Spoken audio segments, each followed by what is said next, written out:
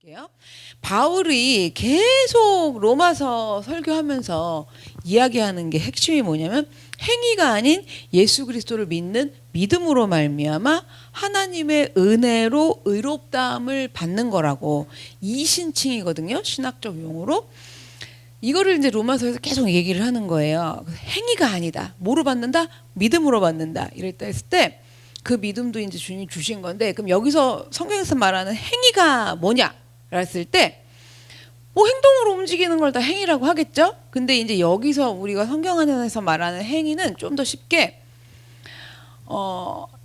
의로워지고자, 그러니까 의로워지고자 할 수 있는 모든 걸 하여튼 하는 모든 걸 다 행위라고 그러는 거예요. 그러니까 우리가 나가서 시장에 걸어가는 것도 행위고, 뭐 돈을 주고 사서 들고 오는 것도 행위잖아요. 그런 행위 말고 여기 성경에서 얘기하는 건 뭐가 되고 싶어서? 의로워지고 싶어서. 지금 그 문제잖아요. 죄인이잖아요. 의롭지 않잖아요. 그러니까 의로워지고자 노력하고 하여튼 하고자 하는 모든 행동들을 성경에서는 말하는 행위라고 보시면 돼요. 그럼 그 행위가 아니라 뭘로 하는 거래요? 뭘로 의롭게 되는 거래요? 믿음으로 했죠. 그럼 행위가 아닌 믿음일 때 믿음은 뭐냐? 그 행위도 모두 다 아니라는 걸 깨닫고, 하나님 진짜 할 수 있는 게 아무것도 없습니다. 아무리 해봐도 소용이 없습니다. 이 이야기가 나오기까지 뭔가 의로워지려고 행위로라도 해봤어야지 이 소리가 나오죠. 완전히 쌤핑으로 살다가 그래? 내가 하나님 좀 믿어볼까? 그럼 오자마자 지금 믿음으로 이게 되는 게 아니라, 그러니까 율법 뭐 어떤 우리 말씀에 듣는 걸 열심히 해보고 막 하려고 하다가 아무리 해도 안 돼. 그게 다 행위였거든요. 내가 의로워지려고 했던, 그렇죠? 내가 믿음 있으려고 했던, 그러니까 그 믿음 있으려고 한다는 게 어떤 내가 의로워지고자 하는 거예요. 하나님의 의가 나타나는 게 아닌, 그러려고 모든 행위를 하여튼 다 했어. 들은 대로 가르쳐준 대로 본 대로 뭐 하여튼 다 했어. 그런데 그 과정들을 겪으면서 그 이후에 뭐냐면 이것도 아니야 정말. 그리고 정말 아무것도 할 수 있는 게 없다라는 게 깨달아져서 하나님 앞에 온전히 나아가서 무릎 꿇고 머리 조아리는 게 믿음이다. 그 믿음으로 말미암아 의롭다함을 받는 거라는 거예요. 그럼 그 믿음의 상태가 뭐냐? 이랬을 때 또 무슨 생각이 드냐면, 행위가 뻔찔하게 지금 반짝반짝한 상황이 믿음이라고 잠깐 생각을 하는 거예요. 오늘 그 상황이 아니라는 걸 아브라함을 통해서 말씀을 드릴 거예요. 진짜 아무것도 방법이 없습니다 하면서 하나님 앞에 나아가는 게 믿음이지, 행위가 뭔가 굉장히 잘 돼서 우리가 믿음이라고, 믿음 있는 사람, 믿음 있는 행동 뭐 이런 거라고 생각하는 그 부분으로 하나님의 그러한 믿음으로 착각하시면 안 돼요. 자, 그래서 하여튼 이 부분을 이신칭이라고 하는데요. 그럼 이신칭이를 계속 이렇게 바울이 계속 이제 이야기를 한 건데, 이신칭이의 복이 얼마나 좋은 건지 우리가 이제 말씀 통해서 계속 깨달아야 돼요. 그래서 오늘 본문에서는 1절부터 4장 1절부터 로마서 8절까지죠. 이 8절 안에 바울이 두 명의 인물을 등장을 시켜요. 왜 두 명의 인물을 등장시키냐면 이신칭이를 잘 설명해 주기 위해서. 그래서 1절부터 5절까지는 아브라함이 나오고요. 6절부터 8절까지는 다윗이 나와요. 그래서 바울은 아브라함과 다윗을 통해 갖고 행위가 아닌 믿음으로 의롭다함을 받는다는 걸 이제 설명을 하고 있는 거예요. 그러면 왜 바울이 다윗이랑 아브라함을 예를 들었을까? 다른 사람도 많잖아. 모세도 있고 여호수아도 있고 많은데 왜 이 두 사람일까? 자, 유대인들은 일단 아브라함부터 먼저 할게요. 유대인들은 아브라함이 자기들의 조상이며 뿌리야. 그렇기 때문에 아브라함을 굉장히 중시 여겼어요. 그리고 유대인들은 아브라함이 우리의 조상이라는 것에 대해서 굉장한 자부심을 갖고 산 사람들이 유대인이에요. 그래서 유대인들에게 아브라함이 어느 정도의 존재였냐면, 이거는 성경에 없어요. 유대인 속담이에요. 이게 유대인 속담. 속담이 뭐라 했냐면, 아브라함이 그렇게 말했고 나도 그렇게 믿었으니 그것으로 문제는 해결되었다. 이런 속담이 있다는 거예요. 예를 들어서 그러니까 이런 문제가 생겼어. 누군가와 사이에서 어떤 억울한 문제가 생겼든지 하여튼 뭐 그런 문제가 생겼어요. 아니면 내가 좀 지금 뭐 이거 해명을 하든지 뭐 밝히든지 좀 이렇게 살펴봐야 될 이런 문제가 생겼어. 그런데 이 속담 보세요. 어떻게 해결하냐면, 아브라함이 그렇게 말했으니까 나는 아브라함 말을 그대로 믿기로 했다. 그러니까 그대로 그렇게 아브라함이 말한 대로 난 믿었으니까 이걸로 내가 지금 더 이상 말하지 않고 따지지 않고 뭐 해명하지 않아도 이 모든 문제는 다 해결된 거다. 아브라함이 말한 걸 난 믿으니까. 그러면서 어떻게 돼요? 난 괜찮다 지금. 괜찮아졌다고 하면서 유대인들은 해결되지도 않았어도 이렇게 어떻게 했다고 넘어간 거라는 거죠. 그래서 유대인들에게 아브라함은 이런 엄청난 존재였는데 그런데 바울이 아브라함도 행위로 구원받은 것이 아니기 때문에 자랑할 게 없다고 설명을 하는 거예요. 여기 오늘 본문 4장 1절 2절이에요. 그런즉 육신으로 우리 조상인 아브라함이 무엇을 얻었다 하리요? 행위로 뭘 얻었다 할 말이 있느냐? 만일 아브라함이 행위로서 의롭다 하심을 받았으면 자랑할 게 있대 없대요? 자랑할 것이 있다는 거야. 행위로 했으면 자랑할 것이 있는 건데 하나님 앞에서는 행위로 했으니까 뭐라는 거야? 없느니라. 이렇게 얘기하는 거예요. 지금 이 얘기들을 유대인들을 상대로 지금 하는 거예요. 그럼 생각해 보세요. 유대인들이 갖고 있는 구원받는다라는 근거는 뭐였냐면 믿음이었어요? 행위였어요? 행위였죠.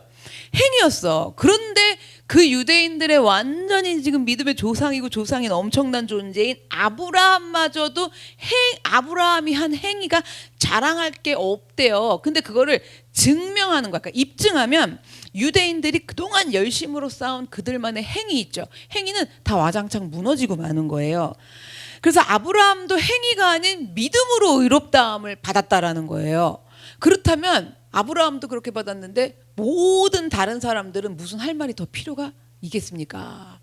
그래서 아브라함이 행위가 아닌 믿음으로 의롭다함을 받았다는 게 입증이 되면 바리새인들은 이제 더 이상 행위로 뭐 이렇게 믿음을 이제 의로워진다라는 이런 것들의 자리가 입지가 더 이상 설 자리가 없어지게 된다는 거죠. 이렇게 아브라함이 지금 설명하고 설득하면서 가르쳐 주는 거예요. 그 다음에 또 바울은 다윗을 이야기했는데요. 다윗은 또 이스라엘의 역사상 유대인들 중에서 가장 위대한 왕이었어요. 우리나라로 치면 광개토대왕. 광개토대왕이 고려예요? 고구려예요? 나 좀 헷갈리는데 하여튼 고구려예요? 광개토대왕 그리고 또 세종대왕 뭐 이 정도는 되는 거죠. 미국이면은 아브라함 링컨 정도의 인물 그런 인물이 이스라엘에서는 유대인들 사이에서는 다윗 왕이었던 거예요. 그래서 다윗은 이처럼 유대 역사의 기둥이기 때문에 유대인들에게 대단한 자부심을 주는 왕이었단 말이에요.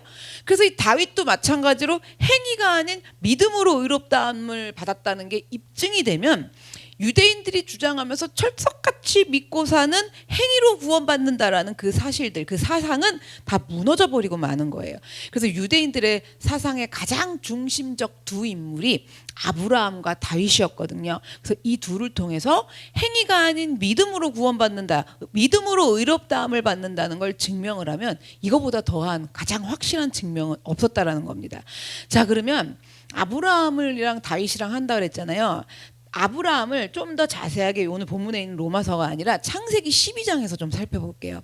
12장 1절에 여호와께서 아브라함에게 이르시되 너는 너의 고향과 친척과 아버지의 집을 떠나 내가 내게 보여줄 땅으로 가라고 말씀을 하신 거예요.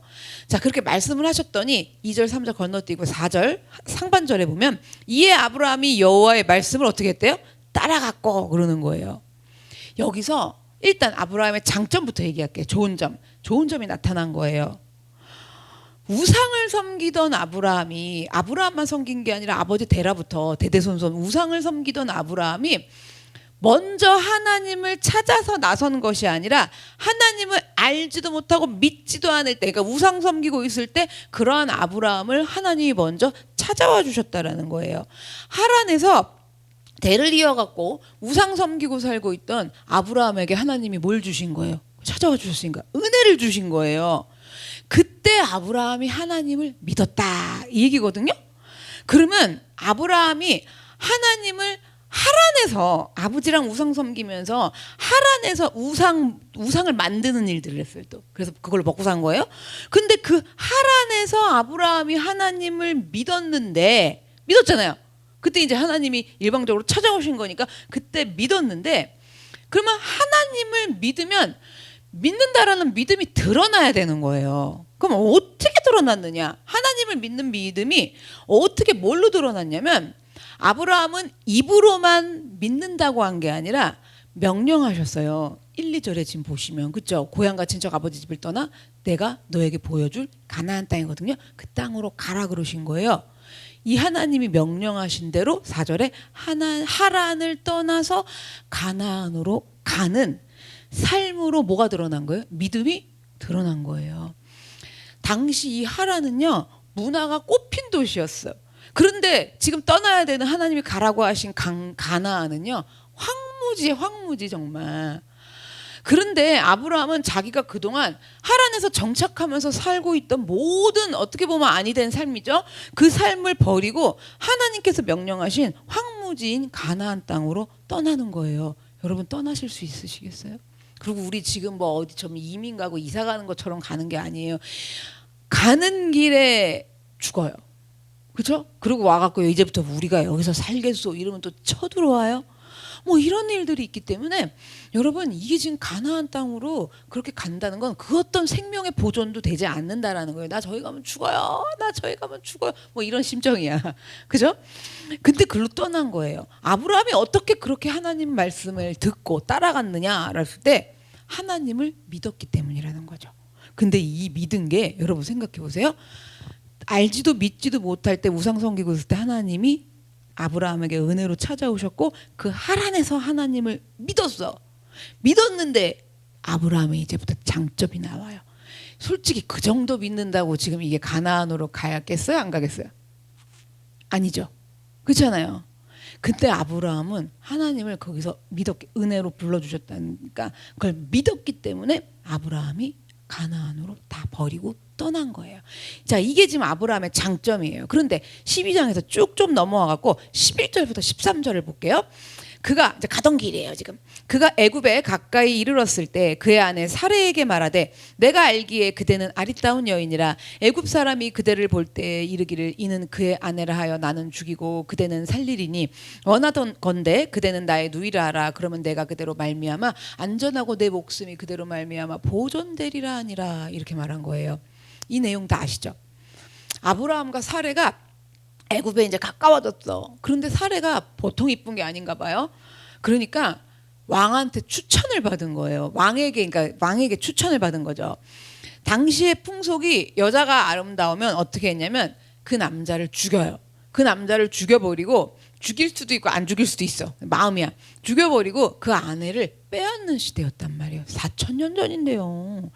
이 시대면 지금 우리나라로 말하면요, 여러분 고조선 시대예요. 그러니까 이게 가능하죠 또. 그래서 아내를 뺏어버리든지 남편을 죽이든지 뭐 이러던 시대였어요. 그런데 지금 다른 일반 남자가 그러려고 하는 것도 아니고 왕에게 추천을 받아갖고 왕에게 가야 되는 거예요 지금. 애굽 왕에게요. 그러니까 아브라함은 진짜 죽을 것만 같은 거예요. 너무너무 두려운 거예요. 무서운 거예요. 그렇게 지금 자칫 죽게 된 상황에서 아브라함은 누구한테 약속하는 거예요 지금? 자기 부인 붙잡고 약속을 하면서 다짐을 받는 거예요. 꼭 아내라고 말하지 말고 누이라고 말해라. 누이라고 말해라. 이게 지금 이 일이 생기기 전이 아니라 추천을 받아갖고 가는 거잖아. 그 가는 부인한테 뭐라 그러는 거야? 꼭 내 아내라고 말하지 말고 누이라고 말해라. 이래갖고 보내는 장면이에요 지금. 그렇게 사례의 아름다움 때문에 애굽의 바로 왕은 아브라함의 아내를 취하게 된 사건이 일어났어요. 근데 이런 비슷한 사건이 한 번 더 일어나요. 아브라함에게. 아브라함이 그랄 땅에 갔을 때예요. 그랄 땅으로 갔는데 거기서도 또 사례의 아름다움 때문에 이때는 아비멜렉 왕에게 지금 또 사례가 지금 가게 생겼어요. 그때도 아비멜렉의 왕에게도 누이라고 속인 거예요. 자, 근데 그랄 땅에서는 어떤 역사가 일어났냐면 아비멜렉 왕에게 하나님이 나타나셔갖고 막 말리시고 막 혼내시고 이랬더니 아비멜렉 왕이 기절초풍을 하면서 왜 말하지 않았냐고 막 이러면서 아브라함의 아내 사레를 건들질 못했어요. 건들지를 못했지만 뭐냐면 우리가 성경에서요, 애굽 지금 여기 지금 11절 13절에 애굽 요 부분을 조금 더 깊이 자세히 이제 다른 부분까지 읽어보면 여기서는 분명히 바로 왕이 사례를 취하였다라고 추측이 되는 글들로 나와요. 그러니까 아비멜렉 왕은 취하지 못하고 큰일 날 뻔했잖냐고 이러고 돌려줬고, 지금 애굽에서는 그렇지 않다라는 정황이 펼쳐지죠 말씀 안에서. 그래서 이 상황이 뭐냐면 애굽의 바로 왕이랑은 정확하게 써 있지는 않지만 사례가 거의 성적인 관계까지도 있었음을 부인할 수가 없는 상태인 거예요. 그러면 아브라함의 아내 사례를 바로 왕이 취한 것으로 인해서 이때 무슨 일이 일어나냐면 바로 왕이요 아주 많은 재물을 아브라함에게 줘요. 아브라함은 근데 그 재물을 뻔뻔스럽게 받아갖고 가요. 아내의 생명과 아내의 정조를 잃어버린 것에 대한 수당을 받은 거예요 지금. 이걸 근데 좀 따져보자고요. 그걸 받아갖고 많은 돈을 받았거든요. 그걸 받아서 아브라함은 자기 살 길을 찾은 거예요. 누이라고 속이라고 해서 찾고 아내의 정조 수당, 아내의 생명 수당을 또 돈으로 받아갖고 살 길을 또 찾은 거예요. 결국 좀 심하게 말할게요. 아내를 어떻게 한 거예요? 팔아먹은 거죠. 아브라함이요. 팔아서 먹고 살았다고 볼 수 있어요. 아내의 생명과 어떤 아내의 정조를 갖다 걸어놓고 살아가는 비겁한 남자인 거잖아요. 응? 아니 그 보낼 때 난 죽어도 못 보낸다고 우리 둘이 같이 죽자고 그러든지 뭐 이래야 될 거 아니야. 그런데 자 보세요. 그렇게 하고 계속 산 거예요. 여기서 아브라함은 결정적인 잘못을 저지른 거죠. 그러니까 결정적으로 정결하지 못하다. 어떻게 그 안에 이게 속을 좀 볼 수 있어요. 아브라함의 속을. 그러면 또 창세기 13장으로 넘어갈게요. 13장 8절에서 9절 보면 또 잘한 게 나와요.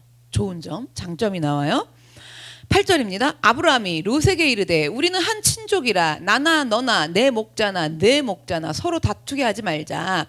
내 앞에 온 땅이 있지 아니하냐. 나를 떠나가라. 내가 좌하면 나는 우하고 내가 우하면 나는 좌하리라 하는 이 말씀도 나와요. 아브라함도 조카 롯도 둘 다 큰 갑부가 된 상황이었어요. 그래서 소도 많고 나귀도 많고 염소도 하여튼 많아요. 그러니까 전부 한 곳에서 롯이랑 아브라함 쪽이랑 전부 같이 살 수가 없기 때문에 서로 이제 어떻게 해요? 갈라서 헤어져야 됐던 거예요. 자, 근데 재산 문제가 걸리면 형제지간에도 싸움이 나요. 이게 돈이 걸려 있어가지고 재산 문제면 보통 큰 싸움이 아니거든요. 그런데 지금 아브라함의 경우에는 특별한 거예요. 아브라함이 먼저 기름지고 좋은 땅을 얼마든지 선택할 수 있었어요. 그럼에도 불구하고 조카 롯한테 네가 먼저 선택하라 이렇게 말을 한 거예요. 그래서 롯은 어떻게 해요? 아닙니다. 아브라함 저기 삼촌 이러면서 아브라함 보고 지금 먼저 땅을 이게 예의상 그렇게 해야지. 그런데 그렇게 해서 한 게 아니라 자기가 먼저 하라랬다고 롯은 어떻게 해요? 기름지고 좋아 보이는 소돔 땅을 선택하게 된 거예요. 이렇게 하는 모습을 보면 아브라함이 참 신사적인 사람이란 말이에요. 또 이 부분이 또 아브라함의 장점인 거예요. 어느 날 이제 소돔 땅에서 조카 롯이 살고 있잖아요. 아브라함 이쪽에 살고 있고. 자, 근데 어느 날 그돌라오멜 왕이라는 사람이 각 나라마다 연합군을 만들어 갖고 소돔을 치러 내려왔어요. 한마디로 소돔 땅에 연합군이니까 뭐예요? 세계대전이 일어난 거예요. 지금으로 말하자면. 근데 이 전쟁에서 소돔은 참패를 당하게 된 거예요. 그 결과 소돔 땅에 살고 있는 롯은 어떻게 됐겠어요? 처자식을 다 빼앗기고 롯의 재산도 다 빼앗기고 막 있는 거 모든 것들을 약탈당한 상태가 된 거죠. 그 소문을 아브라함이 들었어요. 그러니까 지금 보세요. 지금 아브라함은 사실 그 소식을 들었을 때 아브라함은요 황무지 같은 땅으로 가갖고 뭐 하고 있는 중이에요? 계속해서 고생 진하게 하고 있는 중이었단 말이에요. 아무리 네가 먼저 선택하라고 했다고 해도 어른이 그렇게 홀라당 기름지고 좋은 땅을 선택을 합니까? 그렇잖아요. 그런데 지금 이 땅 선택해갖고 아브라함은 오지게 고생하고 있단 말이에요. 그러면 솔직히 인간적으로 아브라함이 롯의 그런 일로 인해 갖고 그런 얄미롭잖아요. 어쨌든 얄미로운 이 행태에 대하여 그런 일들이 일어나고 다 빼앗겼다 그럴 때 아휴 그럴 줄 알았다. 속이 시원하다. 이런 마음이 생길 수도 있어요. 그런데 아브라함은 롯이 어려움을 당했다고 그러자 당장에 뒤따라간 거예요. 뒤따라가던데 아브라함 혼자만 간 게 아니라 아브라함이 집에서 길리고 훈련한 자 318명, 그러니까 아브라함의 전용 부대라고 해야 될까 좀 군인들을 데리고 가갖고 연합군을 친 거예요. 그럼 도대체 아브라함은 318명을 왜 훈련시키면서 데리고 있었을까? 그 황무지에서 살기도 힘들어 죽겠는데. 준비심이 많은 사람이라고도 볼 수 있는 건 거죠.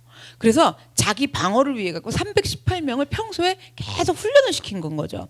근데 사실 이 318명을 데리고 연합군을 치러 간다는 건, 세계대전에 318명 데리고 간다는 건 터무니없는 일인데, 그 연합군은 어쨌든 쳐서 롯과 빼앗긴 재산들을 다시 다 되찾아주고, 소돔에서 빼앗긴 그 부분들도 다 되찾아준 거예요. 그러니까 연합군을 이기고 아브라함이 돌아오니까, 318명이랑 돌아오니까 소돔 왕과 고모라 왕이요 마중을 나온 거예요, 아브라함을. 그러면서 뭐라 했냐면 재물까지 포상금으로 주겠다, 고맙다 그러면서 소돔 왕이 재물을 포상으로 주겠다 그랬어요. 그런데 아브라함이 받았을까요, 안 받았을까요? 안 받았어요. 받을 만하잖아. 했잖아. 아내 팔아먹고도 받은 사람인데 이거 받아야 되잖아요. 근데 또 여기서는 안 받아요. 재물을 받질 않아요. 그래서 뭐라고 얘기하냐면 실 한 오락이라도 취하지 않을 거라 그러면서, 얼마나 센스 있게, 다만 우리 318명의 군인들이 여기 와서 나가갖고 먹고 마신 것만 계산해달라, 그 보상만 해달라, 이렇게 딱 멋있게 말을 한 거예요. 그러니까 또 이럴 때 보면은 물질 면에 있어서는 아브라함은 아주 정확하고 바른 사람이었던 거예요. 아내 팔았을 때 받은 물질은 그러기보다는, 그죠? 지금 너무나 그 어떻게 진짜 아내를 그렇게 하는 그런 부분인 거지. 또 여기서 보니까 물질 면으로는 참 정직한 사람이고 바른 사람이었던 걸 볼 수가 있어요. 지금 제가 이거 뭘 말씀하시는 거냐면 왔다리 갔다리 하는 걸 계속 말씀드리는 거예요, 아브라함이. 그러니까 우리도 이런 장점이 있어. 어떤 사람은 이런 장점, 이런 거. 근데 장점이 이렇게 있어도 그 사람 단점 꼭 있어, 없어? 있죠. 이 사람은 이 단점이었는데 이 사람은 또 다른 단점이 있어. 이게 성도님들도 그렇고 모든 사람이 100명은 100명이 다 다르단 말이에요. 지금 아브라함은 단점 하나 딱 걸리는 게 부인한테 일해 먹은 거야. 그렇잖아요. 요걸 보셔야 돼요. 우리도 다 마찬가지라는 거죠.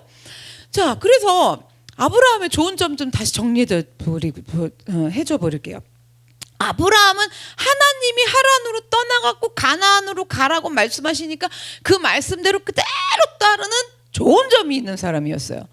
그 다음에 또 아까 지금 전쟁하고 이기고 와갖고 재물을 포상으로 준다 하니까 아니라고 그러면서 우리 군사들이 먹은 것만 계산해달라고 그래. 재물 앞에서도 양보할 수 있는 좋은 점이 있어요. 또 좋은 땅도 양보하는 좋은 점이 있어요.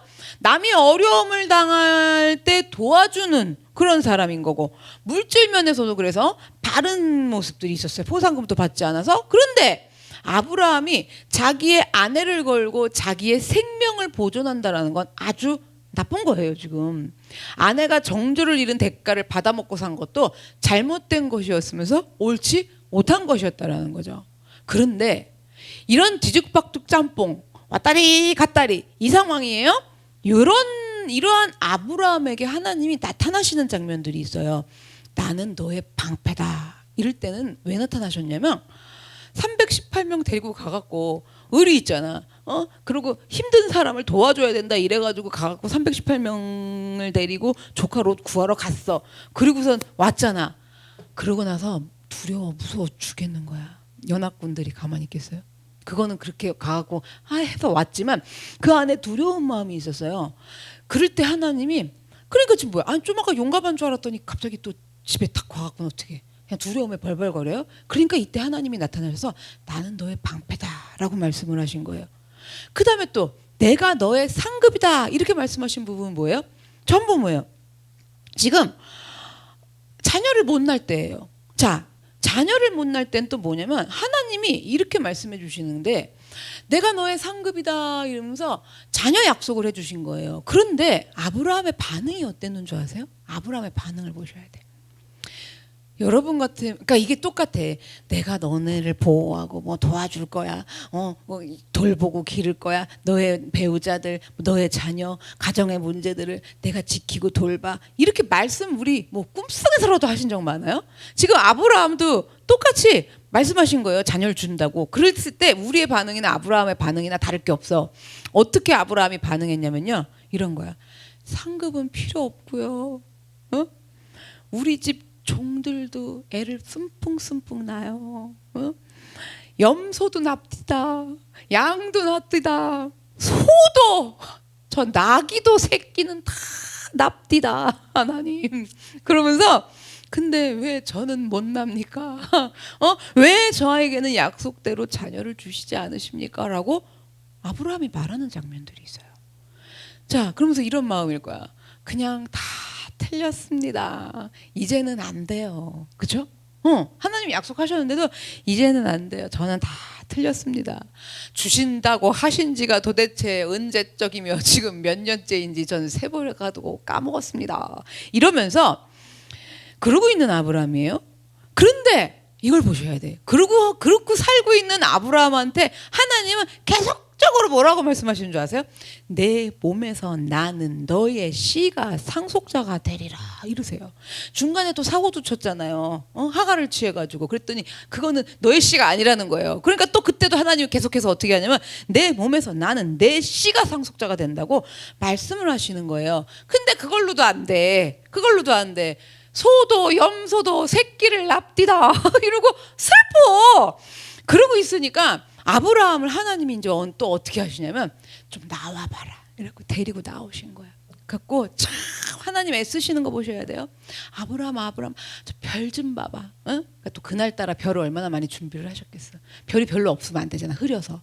그러니까 안개를 다 걷어놓고 별을 다 모아놓으신 거야. 별을 쫙 보여주시면서 아브라함한테 소도 새끼를 납디다 이렇게 툭툭툭툭 나왔어. 나 아브라함 보고 이거 좀 보래. 그러면서 뭐라고 하냐면 너 저 별 보이니? 응? 너 후손들이 저 별처럼 저렇게 많아질 거야 이래요.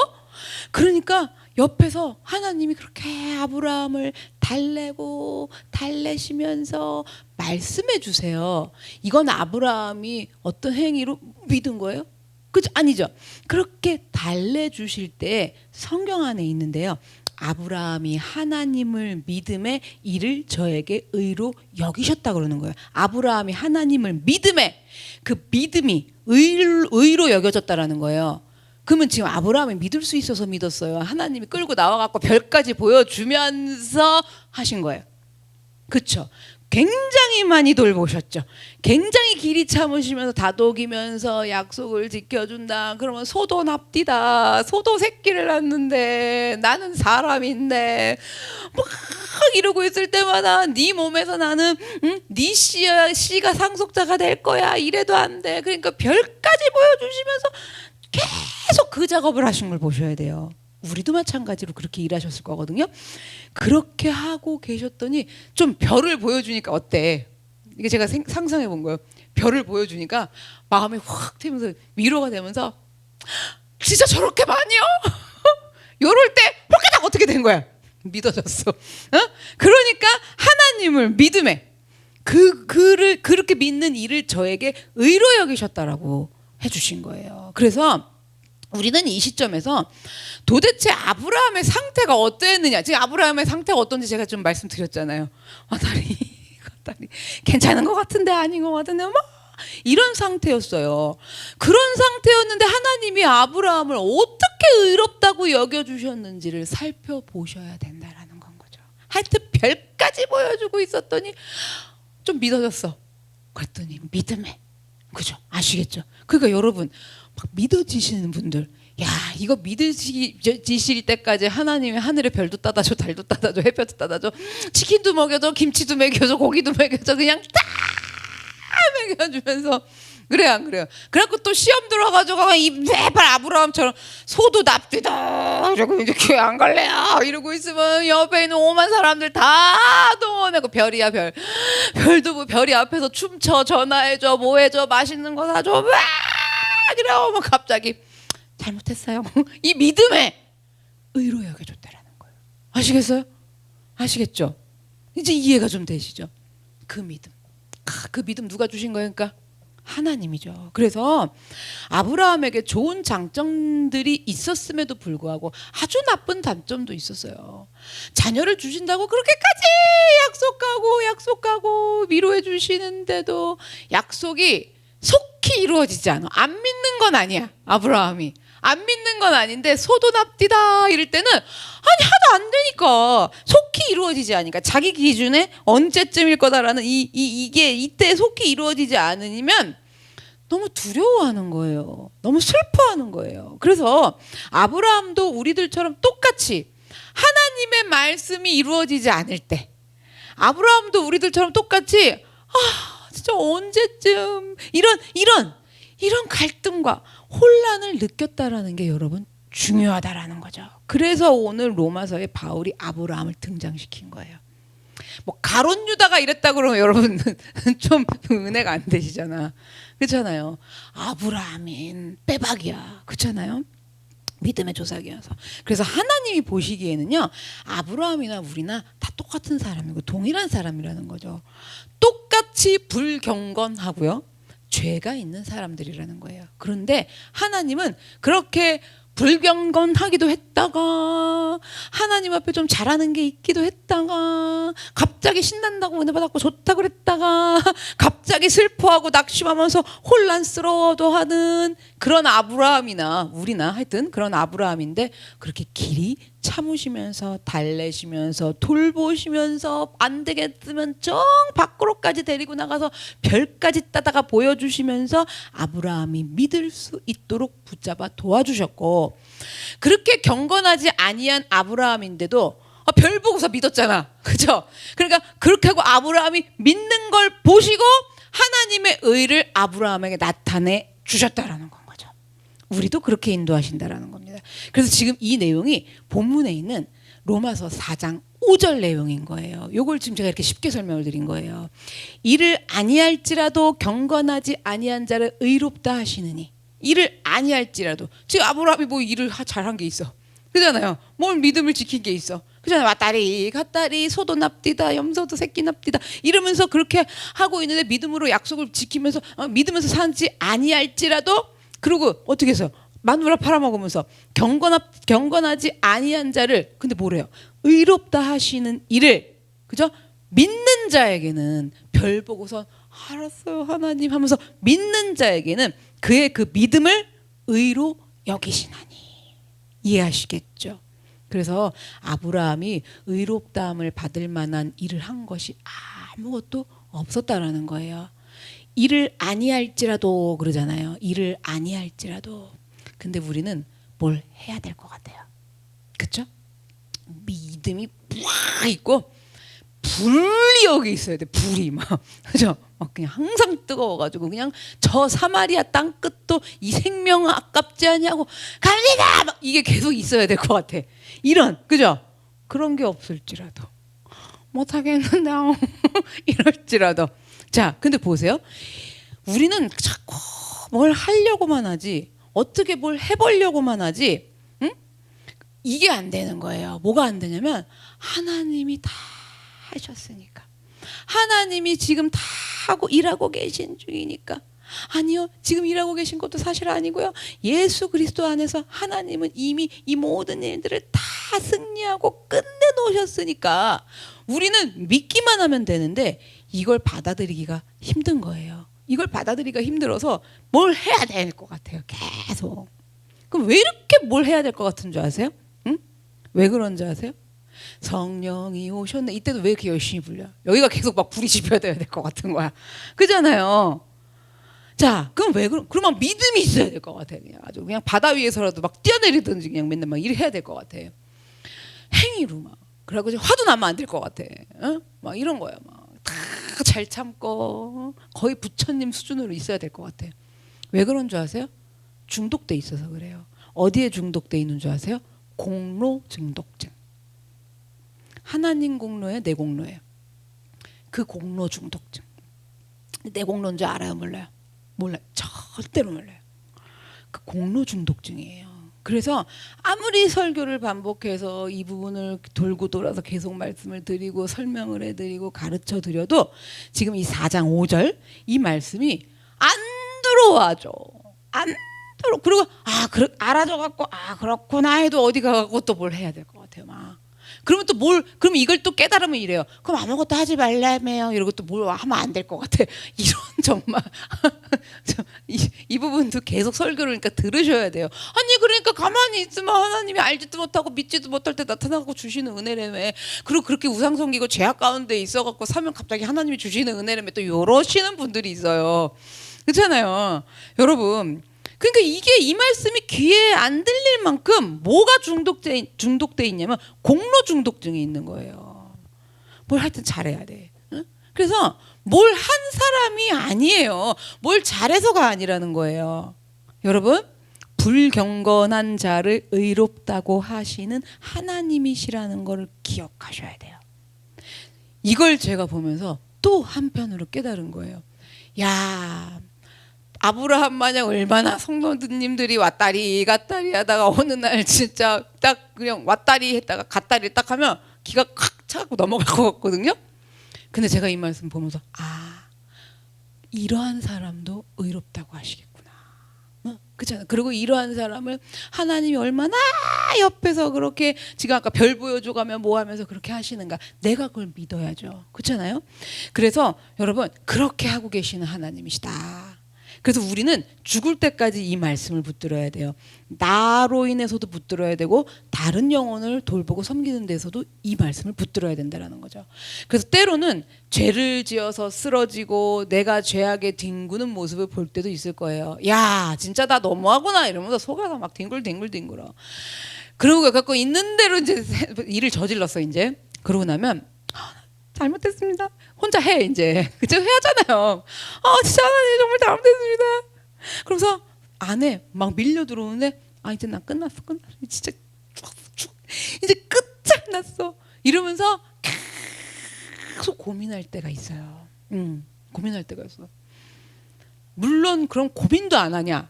고민해야지. 그렇잖아요. 고민을 해야죠. 그래갖고 고민해갖고 머리를 쥐어뜯다가 교회에 들어올 때 이렇게 하고 들어와가지고 이렇게 하고 앉았다가 계속 그 상태로 있다가 영혼이 소생되지 못하잖아요. 그럼 시험에 들어가지고 사람이 완전히 맛이 가요.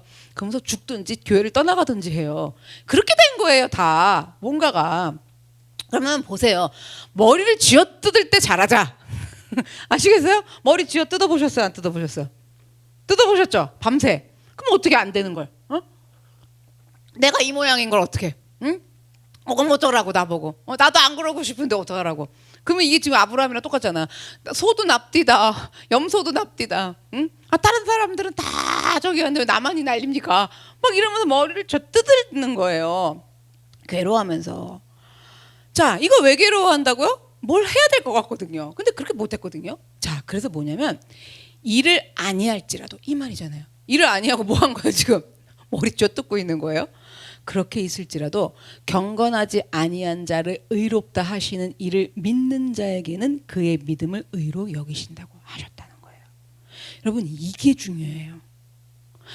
계속 여기서 걸리는 거예요. 안 그러자 또 그랬네. 그러면 이제 교회가 시끌시끌해요. 그러면 또 그래. 그럼 그 다음 사람 또 그래. 그 다음 사람 또 그래. 그 다음 사람 또 그러고 그냥 나 내순 번화 또 그래. 그래갖고 그냥 또 싹싹 빌고 그냥 회개하고 안 그런다고 그러고 또 이게 계속 돌아가요. 내 인생에서도 돌아가고 성도님들도 돌아가면서 해요. 여러분, 이게 왜 해결이 안 되냐면 그게 아니라 지금 일을 아니할지라도 내가 불경건할지라도 경건하지 아니한 나를 의롭다 하시느니, 그렇게 의롭다 하려고 믿음 주시려고 별 보여주시고 이러는 거 말씀이 믿어지셔야 돼요. 그렇게 해갖고 나를 믿음을 주셔갖고 그를 믿는 자에게는 그 믿음. 근데 그 믿음도 진짜 하나님이 별 보여주면서 뭐 하면서 하셔갖고 그래요? 한 거잖아요. 그 믿음을 의로 여기신다고 하셨다. 어렵죠. 그렇죠? 어려워요. 근데 어려울 게 없어요. 왠 줄 아세요? 하나님이 별 보여주기까지 하시거든요. 아브라함도 하셨는데. 그래서 경건하지 아니한 나를 의롭다 하시는 하나님의 말씀을 기억하고 또 기억을 하셔야 된다는 거예요. 이게 넘어가줘야 돼요. 그래서 하나님, 제가요 일을 아니하지만요 이러면서, 하나님 이 얘기 뭐예요? 제가 경건하지 않지만요, 불경건하지만요, 그래도 그런 나를 의롭다고 여겨주시는 하나님 아버지를 믿습니다. 뒤에 이 말이 중요해. 그러면서 뭐라 해야 돼? 하나님 나를 건져 주시옵소서. 여기서 건져달라는 건요, 내가 안 그런 사람들에게 도와달라는 게 아니에요. 안 그래갖고 뭐 할 건데 부처님 될 거예요? 그잖아요. 그게 아니라 건져달라는 게 뭐냐면 이런 식으로 신앙생활을 할 수 있도록 나를 건져 주시옵소서. 이렇게 돼야 된다는 거예요. 그래서 우리가 이걸 믿으면 수렁에서 건짐받는 거예요. 아브라함을 통해서 우리에게 설명을 해주시는 거예요. 그 다음에 다윗은 왜 나왔느냐? 시편 6절, 그러니까 오늘 본문 6절에서 8절은 시편 32편을 인용을 한 거예요. 그래서 시편 32편 갖고 할게요. 32편 1절 2절입니다. 허물의 사함을 받고 자신의 죄가 가려진 자는 복이 있도다. 마음에 간사함이 없고 여호와께 정죄를 당하지 아니하는 자는 복이 있도다. 그렇게 말을 하는데, 자, 오늘 본문에 지금 인용된 말이에요. 6절부터 8절까지. 죄를 지어서 용서받는 것이 복되대요. 당연하죠? 복되대. 그러니까 우리가 죄 용서 안 받는다는 게 얼마나 중요한 건지 사실 예수 믿으면서 잘 몰라요. 그리고 죄 얘기하기 싫고, 죄도 얘기하기 싫고, 이미 용서받을 게 없으면 좋겠는 거야. 이게 지금 뭔가 지금 해야 될 것 같으니까 용서받을 게 자꾸 없어야 되는 사람인 거야. 근데 왜 제가 전에부터 죄를 강조했냐면, 죄사함 받는다는 거, 용서받는다는 게 얼마나 복된 거고, 이게 지금 신앙 안에 모든 핵심인데, 그러면 용서받는 게, 내 죄가 용서받는다는 게 이게 가장 큰 복이다, 이걸 정말 찐으로 느끼는 사람이 누가 가장 많이 이걸 느끼게 될까요? 엄마한테 지금 엄마가 지금 5시까지 들어오라 그랬는데 안 들어오고 밖에 나가고 있는 대로 사고치고 들어와가지고 엄마한테 그냥 혼을 진딱 난 거야. 그리고 엄마가 용서해줘갖고 밥 먹어! 이런 거예요, 저녁에. 그래갖고 이제 엄마가 다 용서해줬구나 이래. 이렇게 용서받은 사람이랑 사형집행을 받았어. 사형수야. 사형수가 근데 특별 사면을 받은 거예요. 그렇게 받은 사람이랑 어떤 사람이 진짜 많이 느낄까요? 누가? 사형수죠. 그러니까 이게 여러분, 우리가 죄할 때 내가 얼마나 사망 가운데 있었고, 이게 진짜 죽어도 안 끝날 일이며, 그 사망에서 건지시려고 내가 죽어야지 이게 해결될 문제인데 예수님이 오셔서 죽으셨으며, 이렇게 나의 어떤 사망에서 건졌느냐, 내가 어떤 사형을 당한 사람이냐, 내가 어떤 사망 가운데 있었느냐, 이게 알아지면 알아질수록 용서받은 복을 크게 느껴지는 건 거죠. 근데 우리가 신앙생활하면서 난 계속 용서받을 게 없어야 될 사람으로 노력을 하는 거야 이제. 그렇잖아요. 그렇게 되면 이 정말 십자가의 진리의 이 은혜들은 못 누린다라는 거예요. 그래서 자기의 죄를 깊이 볼 줄 아는 사람이어야 죄의 용서에 대해서 감격이 있는 거예요. 계속해서 3절 4절 볼게요. 내가 입을 열지 아니할 때 종일 신음함으로 내 뼈가 쇠하였도다. 주의 손이 주야로 나를 누르시오니 내 진액이 빠져서 여름 가뭄에 마른같이 되었나이다라고 다윗이 말하는 거예요. 이거 말씀을 좀 잘 보세요. 입을 열지 아니할 때, 그래요. 이건 뭐냐면 회개하지 아니할 때예요. 내 죄를 모르니까 뭐 회개할 게 뭐 있어. 그리고 어떻게든 회개할 게 없이 만들어야 되고 용서받을 게 없이 만들어야 될 것 같은 우리 안에는 공로 중독이 있단 말이에요. 그러니 공로 중독으로 절대 입을 열지 않죠. 회개하지 아니할 때예요. 죄를 회개하지 아니할 때 다윗이 얼마나 괴로운지 종일 뭐 했대요? 신음했대요. 종일 우리 그런 상태가 된다는 거예요. 선악과 먹고 엉겅퀴 난 상태도 이런 상태가 돼요, 여러분. 얼마나 괴로운지.